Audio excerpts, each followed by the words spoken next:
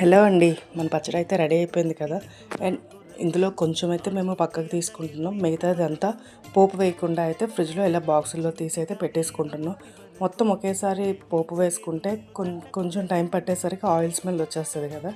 అందుకే మనకి ఎంత కావాలో అంత బయటకు తీసుకొని మీదైతే ఇలా ఫ్రిడ్జ్లో పెట్టేసుకోండి. ఇక్కడ మేమైతే పోపు కోసం పల్లి నూనె అయితే తీసుకున్నాం. ఇందులోనే కొంచెం శనగపప్పు, ఆవాలు అండ్ ఎండుమిర్చి ఇవన్నీ నీట్గా ఫ్రై అయ్యాక కొంచెం కరివేపాకు యాడ్ చేసుకొని ఇవన్నీ ఫ్రై అయ్యాక స్టవ్ ఆఫ్ చేసుకున్న తర్వాత కొంచెం పొట్టు తీసిన వెల్లుల్లిపాయలను అయితే యాడ్ చేసుకోవాలి. అండ్ నూనె చల్లగా అయ్యాక మాత్రమే మనం ఈ తాలింపుని పచ్చడిలో యాడ్ చేసుకొని మొత్తం కలిసేటట్టు అయితే నీట్గా మిక్స్ చేసుకోవాలి.